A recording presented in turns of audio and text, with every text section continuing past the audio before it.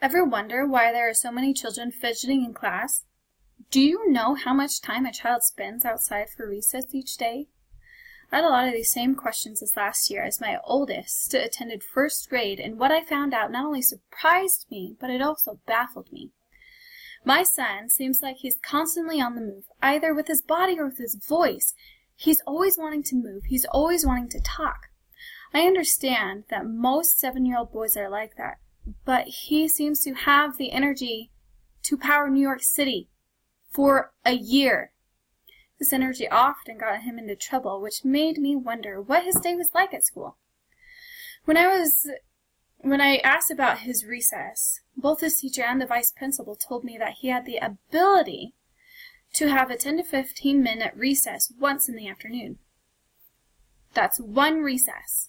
One recess that is shorter in time than it takes me to check out at the grocery store with a bag of bread and a gallon of milk. I want to tell you how our children can benefit from recess and encourage you to seek change for recess in the schools close to you.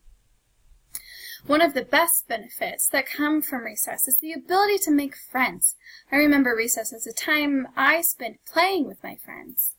We would make up games, play on the swings, play with pogs before they were outlawed at school, and sometimes on days that were not so great, we would get into fights. These arguments only lasted for a recess or two, then we would make up and everything was hunky-dory again.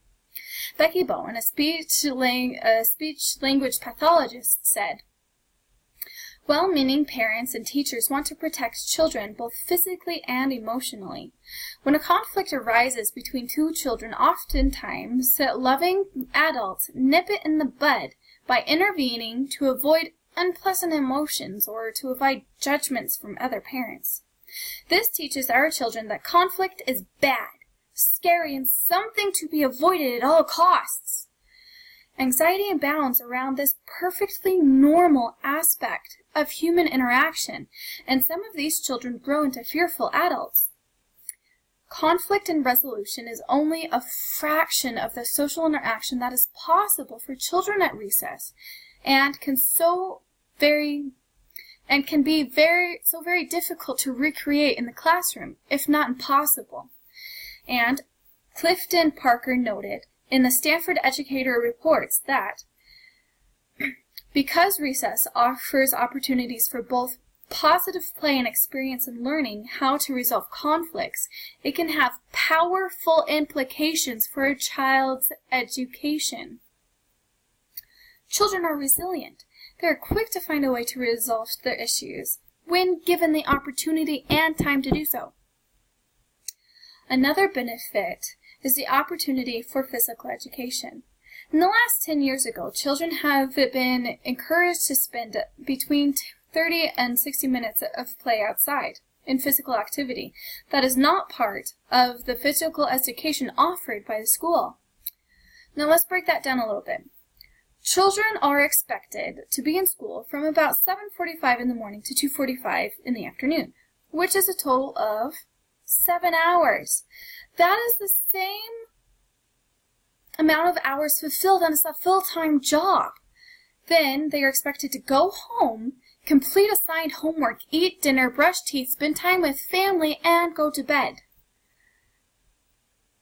I have a hard time seeing where an hour of physical activity can fit in there easily, especially for a 6-year-old. Of course, there are families that enroll their children in soccer, basketball, swim teams, and the like. However, what about the rest of the kids that don't have those kind of opportunities? Now, I don't expect this school to make my child be physically active for an hour, but one 10 to 15 minute recess that includes the time it takes to line up to go to recess and then line back up to go to class is just not enough time. Now, the Council on School Health released an article that stated, "Recess serves as a necessary break from the rigors of concentrated academic challenges in the classroom. Recess is a unique form and a complement to physical education, not a substitute for it. The American Academic of Pediatrics believes that recess is a crucial and necessary component of a child's development, and as such, it should not be withheld for punitive or academic reasons. As part of giving the children more time to be physically active during recess, a side benefit of recess is that the children's vestibular system, or their inner ear balancing system, can be tested. During recess, children test their physical abilities through spinning, running, being upside down, etc. Then doing this, children are actually building not only their balancing systems, but also their core strength.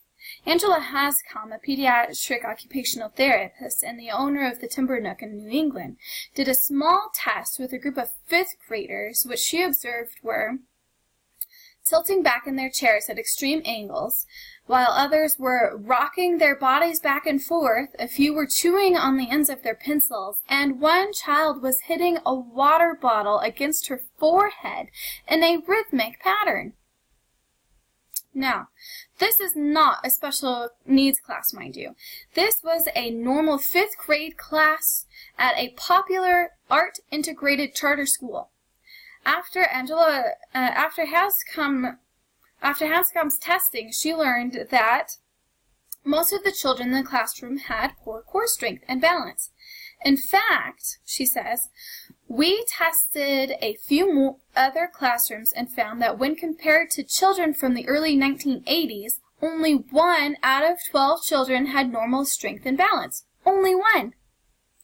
I share her thoughts completely.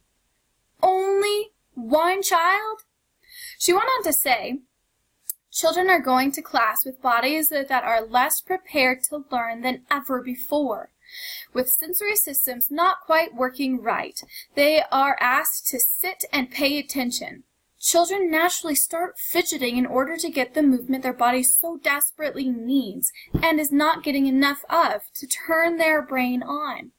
What happens when the children start fidgeting?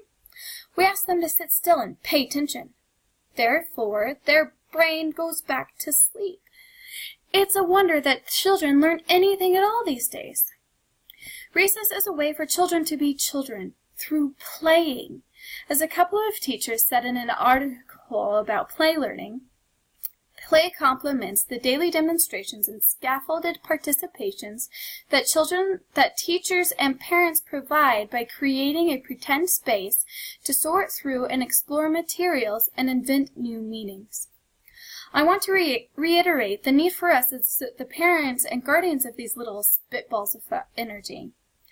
More time for recess at school will help establish more social skills than in the classroom. More time for recess will help children reach their 30 to 60 minutes of physical activity outside, and more time for recess will actually help children learn to be better at school. Please, help our children get the best education that they can. The best that they deserve.